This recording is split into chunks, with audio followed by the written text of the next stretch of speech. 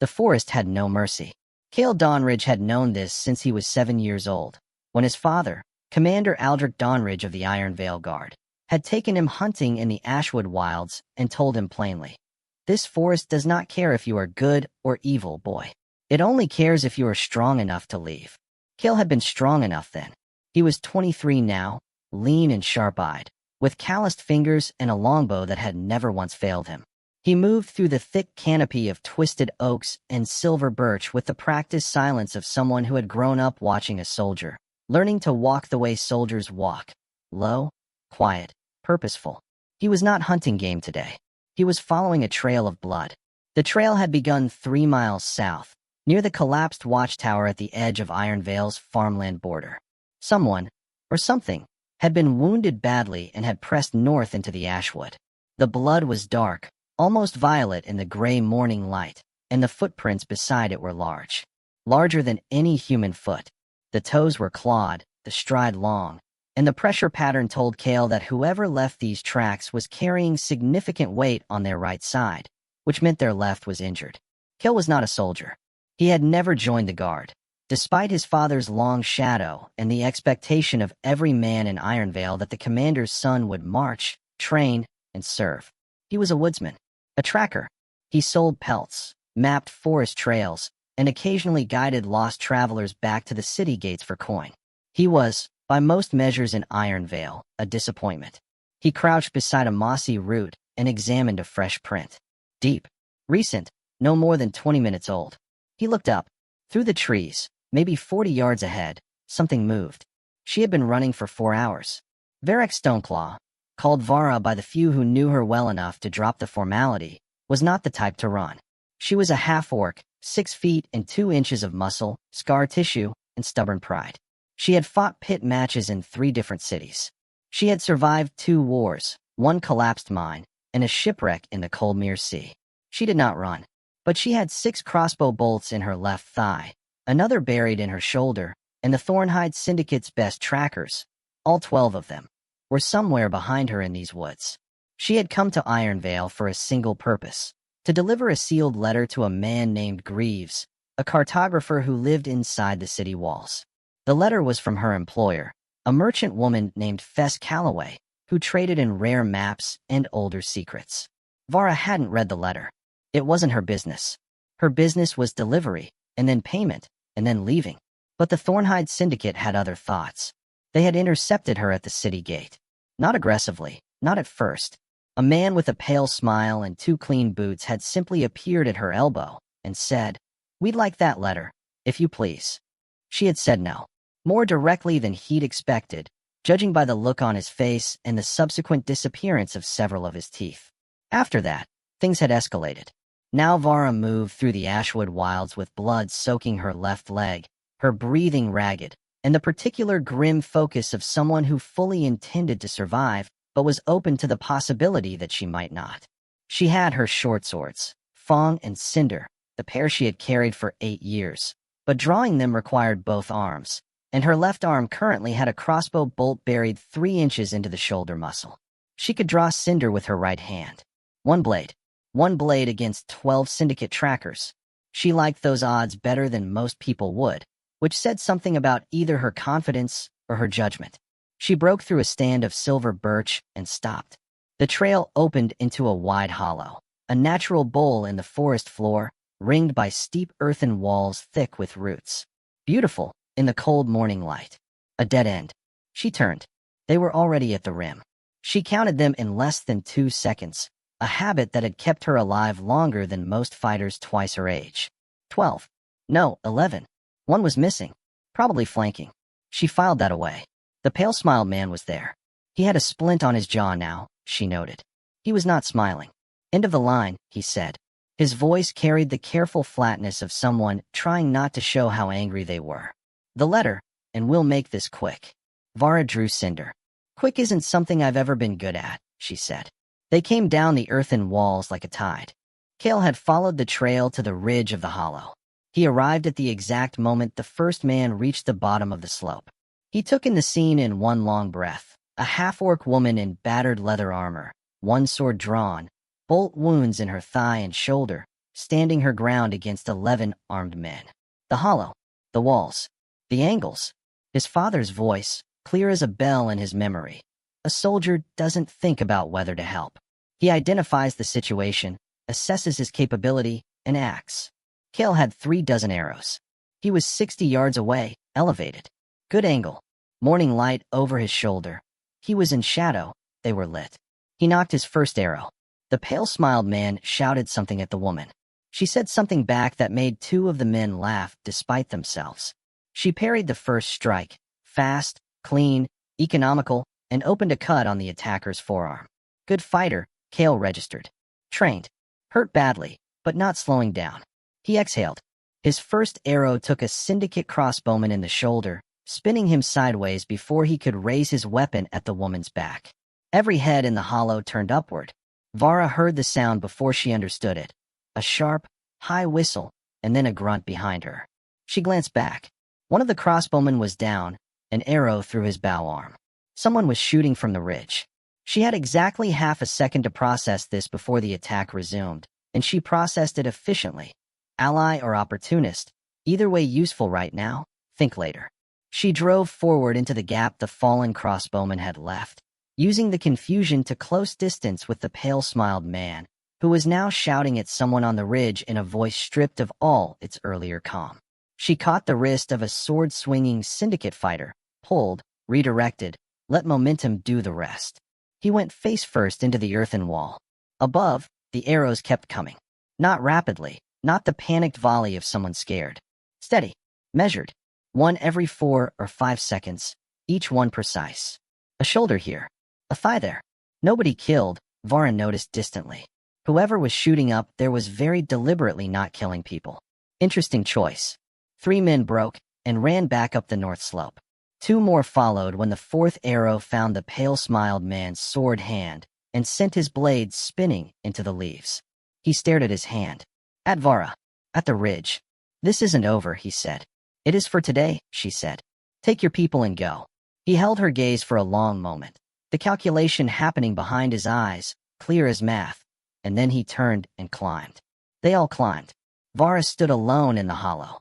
She waited until the sounds of retreat faded. Then her knees went soft beneath her, and she sat down hard in the leaf litter, because the adrenaline was leaving and the bolts in her leg and shoulder were suddenly very present and very loud. Footsteps on the ridge. Then down the slope. Careful, unhurried. She raised Cinder. I'd appreciate it if you pointed that somewhere else, said a calm voice. I just used most of my arrows on your behalf. The man who appeared at the edge of her blurry vision was young, mid-20s, dark hair, green eyes, longbow over one shoulder. He was dressed like a woodsman, not a soldier. No armor. No insignia. He was looking at her shoulder wound with an expression of professional concern. Who are you, she asked. Kael Dawnridge. Woodsman. He crouched to her level, unhooking a pack from his shoulder. You're losing blood fast from that shoulder. I need to take the bolt out before you lose more. You didn't kill any of them, she said. She hadn't lowered the sword. No. Why not? He considered this. Because I didn't need to. He met her eyes. I can take that bolt out here, or you can bleed to death holding a sword at someone who just helped you. Your decision. A long pause. Vara lowered the sword. He worked quickly and without ceremony, which she respected. The bolt in her shoulder was the bad one, seated deep, barbed tip, the kind designed to cause maximum damage on removal. Most field medics would have broken the shaft and pushed it through. Kael Dawnridge studied it for 30 seconds, then produced a small, short-bladed knife and a pair of narrow metal tongs from his pack, and did something careful and technical that involved neither of those approaches. It hurt. She didn't make a sound. You've done this before, she said, through her teeth. My father's men used to practice in the forest, he said, concentrating. I patched a lot of training wounds as a boy. A pause. And 1 or 2 that weren't from training. Your father commanded soldiers? He commanded the Ironveil Guard for 22 years. The bolt came free. He caught it, wrapped the wound with cloth from his pack, pressed it firm. He died last spring. I'm sorry. He'd have wanted to go in boots, Kael said, simply. He went in boots. He was satisfied with that. He moved to her thigh. The bolts there were shallower, painful, but straightforward. She watched him work and tried to get a measure of him the way she measured everyone she met. angles, motivations, what they wanted. "You're not going to ask me what the letter is," she said. "No. You're not curious?" "I'm curious," he said. "I'm also not your employer, and it's not my letter." He glanced up. "Is that why they were after you? The letter?" "Yes. Syndicate. You know them? They operate the eastern trade routes," he said. "I've crossed paths with their people before. Mostly in the context of them trying to buy forest access rights I wasn't selling." He tied off the bandage on her thigh. "They don't give up easily." "No," she agreed. "They'll regroup and come back. More of them. Probably." He sat back on his heels and looked at her. "Can you walk?" She tested her leg. Pain, significant pain, but the bleeding was slowing and the bolts were out and her left arm was moving again, which it hadn't been 10 minutes ago. "Yes. My cabin is 2 miles north," he said. "I have a spare bed, proper supplies, and a bar on the door. You can rest, resupply, and decide your next move." He stood, offered a hand. "Or you can take your chances alone in the Ashwood with the syndicate behind you. I won't stop you either way." She looked at the offered hand for a moment. She took it. The cabin was small and utterly without pretension. A single main room with a stone hearth, a workbench buried under maps and surveying tools, 2 chairs, and a table. A back room with a narrow bed. Pelts on the walls, not decoratively arranged, just hung to dry. A shelf of books, all of them cracked and well-read. A short bow hanging by the door, smaller than the longbow Kael had used in the hollow. Practice bow, Vara guessed. It smelled like pine sap, wood smoke, and old paper. "Sit," he said, nodding at a chair. She sat. He built the fire up, set a pot of water, and produced hardtack, dried meat, and a small wheel of hard cheese from a cabinet. He set it on the table in front of her without comment, then began cleaning and redressing her wounds with proper supplies: linen, needle and thread for the shoulder, a poultice that smelled strongly of something herbal she didn't recognize. She ate while he worked. She was hungrier than she'd realized. "Tell me about Greaves," she said. He glanced at her. "The cartographer? You know him? He's one of 3 cartographers in Ironveil. I sell him survey data from the Ashwood. We're not friends, but we know each other."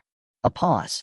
"Why does a merchant woman in another city want to send him a letter badly enough to hire a courier with your credentials?" Vara looked at him. "You don't know what my credentials are. You fought 11 syndicate trackers with 2 bolts in your thigh and 1 in your shoulder, and you were winning when I arrived," he said. "You redirected a sword strike in the middle of a chaotic brawl without looking at it. You took the bolt removal without making a sound." He tied off the last bandage. "Those are credentials." She was quiet for a moment. "The letter is a copy of an old charter," she said finally. "At least that's what Fess Calloway told me. A land charter, old Ironveil municipal records, the kind that determine who owns what along the eastern trade border. The syndicate has been operating under the assumption that they hold those rights. If the charter says otherwise, then Greaves, as the city's registered cartographer, would be required to record and report it to the municipal council," Kael said slowly. "And the syndicate loses their eastern route contracts. That's what I understand." He sat down in the other chair and looked at the fire for a long moment. "That's not a small letter," he said. "No," she agreed. "It's not." Outside, the Ashwood was quiet. The morning had burned off into cold gray afternoon. Somewhere distantly, a raven called. Once, twice, then silence. "They'll watch the city gates," Vara said. "Every entrance. They have the coin for it." "Yes," he said. "You know another way in." It wasn't a question. He'd grown up in those woods. He'd mapped the Ashwood for Greaves himself. If anyone knew an unguarded approach to Ironveil's walls, it was the commander's son who'd spent 20 years in the trees. He looked at her. "That's what you're going to ask." "That's what I'm going to ask." A long silence. "He doesn't owe you anything," she thought. "He saved your life once already, a stranger, out of pure will. You have no claim on him. My father used to say," Kael said slowly, "that a soldier's duty is to the right thing, not the easy thing." He paused. "I was never a soldier, but the principle seems sound." He stood, went to the workbench, and unrolled a map. They left at dusk. Vara had slept for 3 hours, a hard, dreamless sleep that she came up from like surfacing from deep water, alert immediately, reaching for cinder before she remembered where she was. The fire had burned low. Kael was at the workbench, writing notes in the margin of a trail survey. He had made soup. It was sitting on the hearth, still warm. She ate it standing up, studying the map he'd left on the table, marked with his route in pencil, annotations in a small, precise hand. An old drainage tunnel under the southeast wall, predating the current fortifications. Half flooded in spring, he'd noted, but passable in autumn. It came up inside the tannery district, 2 streets south of Greaves' workshop. Simple, serviceable, smart. They moved through the ashwood in silence, Kael leading, Vara 3 paces behind and to his left. The natural spacing of 2 people who don't know each other well enough to walk side by side, but have learned enough about each other to trust the formation. He moved the way she'd noticed earlier, that soldiers walk, low and quiet, every footfall placed deliberately. He'd never been a soldier, he'd said, but he'd grown up watching one. At the edge of the woods, he stopped and crouched, studying the wall. 200 yards of open ground, poorly lit. 1 guard on the southeast tower, facing west. The drainage grate was directly below them, set into the base of the wall, old iron, grown over with moss.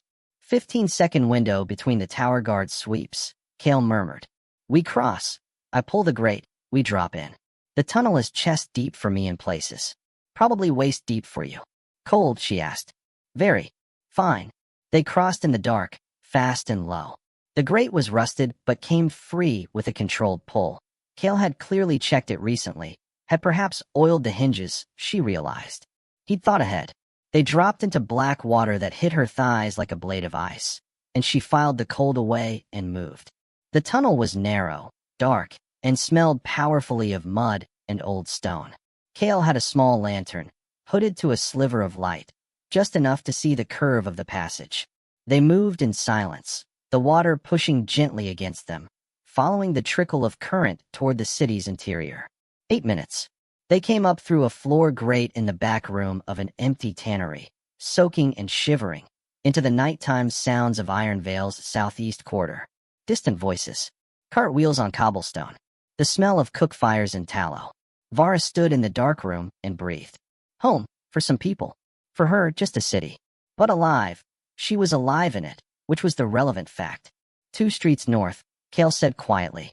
He was wringing water from his sleeve with the pragmatic calm of someone who had apparently done something like this before. Greaves keeps late hours. He'll be working. The cartographer was a small, nervous man with ink-stained fingers and the startled expression of someone who had spent too many years in quiet rooms to easily process unexpected visitors. He opened the door at Kael's knock, took in the sight of 2 soaking, battle-worn individuals on his doorstep. One of them a half-orc with fresh bandages and a sword on her back, and did not, to his credit, slam it shut. Kael Dawnridge, he said carefully. You look terrible. I have a delivery for you, Kael said. From a woman named Fess Calloway. The cartographer's face changed, a small shift, subtle, but Vara caught it. Recognition. And underneath that, something that looked almost like relief. He opened the door fully. She produced the letter from inside her armor, still dry, sealed in oilskin, intact. She had carried it through everything. She placed it in Greaves' ink-stained hands, and he held it for a moment as though it weighed more than paper. Come inside, he said quietly. Both of you. I'll make tea. They stayed an hour. Greaves confirmed what Vara had told Kael. The letter was a land charter, old and binding, and its contents would upend 3 years of syndicate contracts along the eastern border. He would present it to the municipal council in the morning. He had been waiting, he said, for a long time. The syndicate would have recourse through legal channels. They would pursue it. It would take years. But the routes would be open, and the contracts would be voided. And however furious the pale-smiled man might be, he would not be able to simply kill his way out of a municipal record. Vara received her payment from a lockbox Greaves kept under his drafting table, coin from Fess Calloway, prearranged. She counted it, found it correct, and pocketed it. She turned to Kael Dawnridge, who was standing by the cartographer's shelves looking at a map of the Ashwood. His Ashwood, she realized. His trails, his surveys. Years of work pinned to someone else's wall. You never asked for payment, she said. No, he said. Why did you help me? Really? He thought about it for a moment. He had the particular quality of someone who did not answer questions quickly, not from slowness, but from care. From the belief that a question honestly asked deserved an answer honestly considered. I was following a blood trail, he said. Tracker's instinct. And when I got to the ridge and saw what was happening, I thought, he paused. My father used to say that the measure of a soldier wasn't the battle he was ordered to fight. It was the one he chose. He looked at her. I never chose the guard. But I suppose I'm still my father's son. Vara studied him. She had met many fighters. Many mercenaries, soldiers, hired swords, veterans, and pretenders. She had a good sense of people, fast, accurate, rarely revised. Kael Dawnridge was, she concluded, genuinely the thing he appeared to be. That was rarer than it should have been. I'll be in Ironveil 3 more days, she said. Fess Calloway may have another job through these parts. If she does, she paused. Someone who knows the Ashwood well would be a useful contact. He looked at her steadily. Is that an offer of work, or the beginning of an alliance?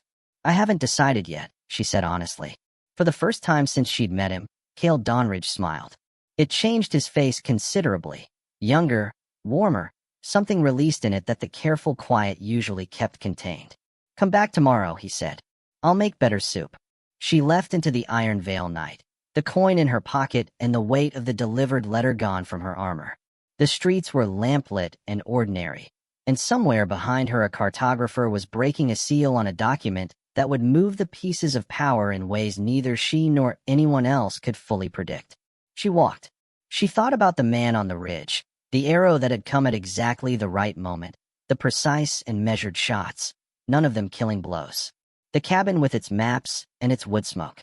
The choice, made quietly, by someone who had every reason to stay hidden and chose not to. It is the battle you choose. Above the rooftops of Ironveil, the first stars of evening were appearing, cold and clear.